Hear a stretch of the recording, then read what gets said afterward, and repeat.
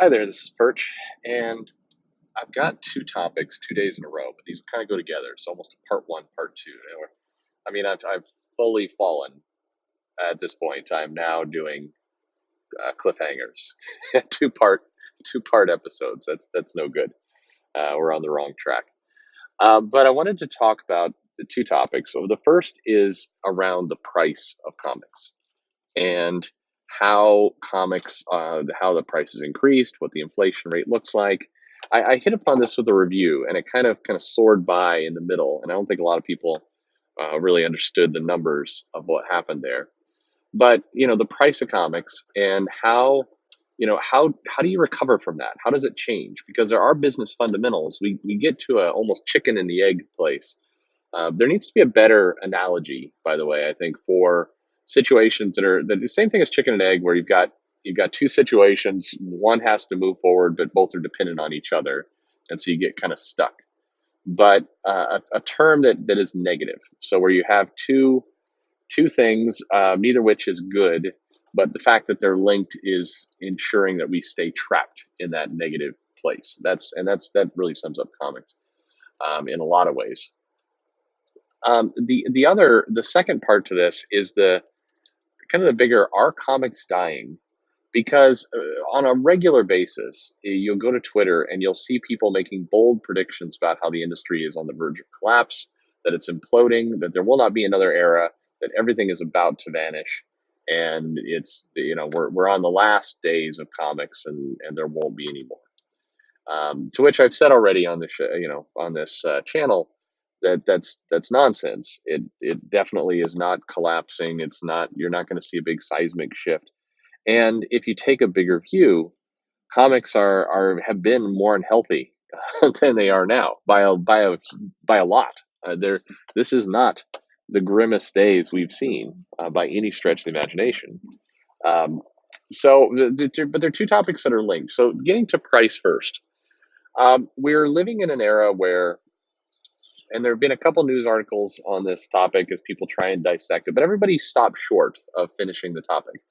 We're living in a period where 4.99 is about to become the norm for comics. It absolutely will become the norm for Marvel within the next 12 to next 12 months, maybe 18 months, but probably next 12 months. And DC will follow suit in the next 24 to 36 months, and we'll have $5 comics. And at the same time, with that is will not come better covers, won't come better paper, won't come more pages. So there's this factoid got kind of spun around, and it's like, with the number of pages that are in comics today, we're looking at 25 cents per page as the market rate for comics. And unfortunately, it feels like there's not a lot of people trying to slow down that process, that we're careening toward it. And people are a lot of people have come to the foregone conclusion that it's just where it's going to go, and there's nothing that can be done, and so we'll just write it there. And the reality is there's a lot of things that can be done, but I'll say it again, that price point is extremely high. And when you kind of poke at that, there's a number of excuses that come out. I'll right away. The first being, well, but inflation. Yeah, I mean, the inflation rate, this is, I think, 12x the inflation rate. If memory serves, we can do some math here, but it's far above. I'll put it this way: rather than take my word for it, go to Google, type in inflation calculator, and look for one that is from a brand name you recognize, like a Charles Schwab or a Fidelity or some banking institution, something that's not some crazy person who's made their own wacky calculator, and throw in uh, you know $1.25 in 1989, or go to a couple different eras of comics back in the 80s and the 90s, and just put in the calculation yourself and run the math, and you'll see that the amount of inflation is nowhere remotely close to what it should be. The only place you will get it is if you use a price for either an annual or some higher cost issue, or you use the price for the wrong year. So if you use a $1.99 price for kind of mid 90s or 250 for 1995, then you'll see that we're not as far out of whack. Still are though. The inflation is not. You still we're about 3x, but there's a number of reasons why using that number is wrong. You can take an image number from the direct market where there was premium stock. You had, an independent. You had a lot of different factors. That's not the appropriate number to use for a mass market comic. Which, if you're just being honest with yourself, there you go. But the whole topic of oh no, this is just normal inflation. It's fake news. It's not. It's not anywhere close to um, to what's true. But then you get to a couple other excuses that get tossed out. It's like, well, but printing costs though. True, printing costs have gone up, and the reality is they have gone up at a higher rate than inflation, but still not this rate, not remotely close to this current rate. You can look at kind of how comics are printed, the paper they're printed on. There's a debate about how newsprint would never work, or newsprint now requires different equipment, and it's a bit of it's not a factual statement, and it's tossed out in a lot of cases by people, quote unquote, in the business who quote unquote know what they're talking about, but they're giving you only part of the picture. Now, are they doing that because they're trying to mislead you, or are they doing that because they don't know the whole picture? It's hard to say. Probably the latter. A lot of knowledge within comics, because it is a very close knit community, very very nepotistic in certain ways.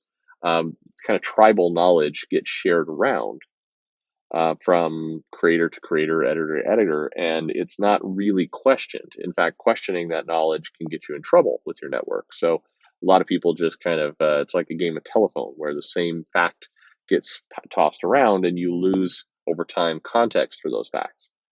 And I say this this will probably be the most damning thing I've said toward a creator or a group of creators is I've gone to many cons, and I've talked to many creators and editors and people in the business, and I'm always shocked by how little they understand about the business. They understand their piece of it quite well, and by the way, they don't need to. I think that there's this attitude sometimes on social media. It's like, well, this artist should know exactly what printing rates are, and well, I mean, it's nice if they know the business. I think that's great, but it's like saying an employee at Apple should understand what the manufacturing costs are for hardware and chips in China. I, I mean, be nice. I'm sure the corporation would like well-rounded people who know all those facts. But if you're a software developer, there's you're not going to know that, and you shouldn't be expected to know that. If you work in a gas station, you don't need to know the details around how we drill for oil offshore. You don't. That's not part of your job.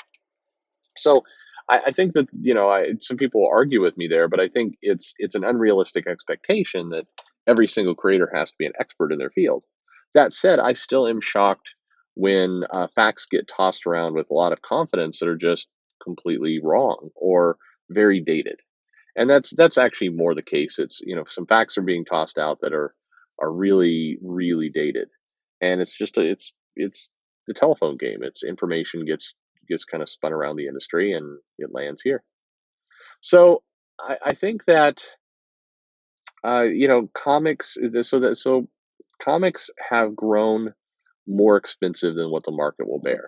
There are a few people who argue with that, but not many. And even some creators have recently been taking to social media to acknowledge the pricing problem. But like I said, they almost also take an attitude of there's nothing can be done. And if you're an artist on a monthly book, your ability to influence that price probably is small. So I understand how it feels kind of helpless and defeating to even talk about the topic.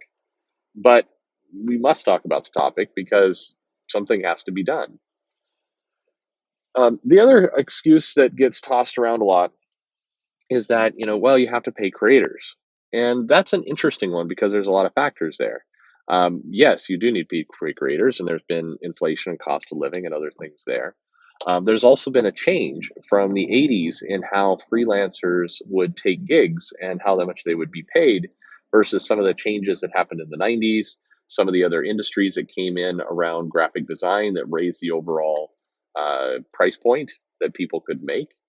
There's a number of different things where comics became there. There's a lot of competition for comics, and if you're a clever illustrator or designer, and you've got a good network and a good portfolio and a good set of references and work under your belt, there's a strong argument. It's not just an argument; it's a fact that you can make more money doing illustration elsewhere.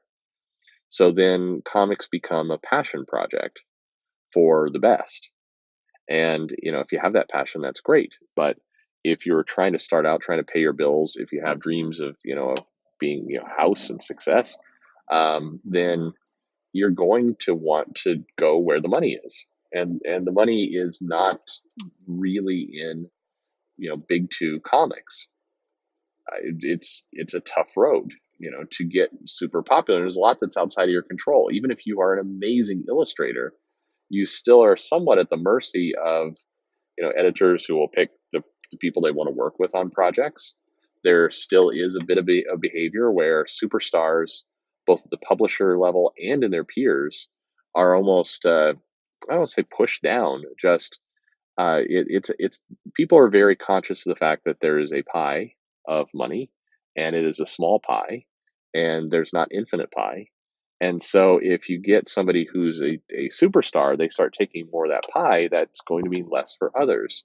So there does become a bit of a behavior of suppressing some of that some of that behavior, some of that revenue. If one person takes it, a lot of jealousy and other things kick in. So there's and this all sounds kind of gross, described this way. But the other thing I want to keep reinforcing is this is no different than the game industry, than the tech industry, than any industry where you have people who are super successful and they have to work with peers, and the peers are not always motivated to work productively with them. Financially, there's a lot of incentives to not. That's just our system, and it's a shame that works that way. And the really great companies find ways to reward excellent behavior, and it all works out. But anyway, so this first part, this first video, is a kind of a dissection around cost and around price and some of the arguments that are being used. And what I realize is I haven't done enough to kind of really counter these arguments with facts, but this is the basis in which we're going to talk about for a while around how do we start to address this? How do we start to turn the clock back, at least to you can't turn the clock back to comics are just going to be like they were in the 80s. No, stuff has moved forward. You can't go back. But what we can do is we can learn a little bit more from the past, and we can find a way to get comics to a more sustainable place going forward. And that's what we have to do. We have to go back to sustainability, if you will. Um, but that leads nicely into the next videos, which is kind of debunking the myth. Were comics sustainable in the past? We'll see. Not so much. Spoiler. Um, hey, if you like this, please subscribe. Tell a friend. We'll keep going together. Send me some feedback. What would you like me to talk about? I'm here for you. So thanks for listening.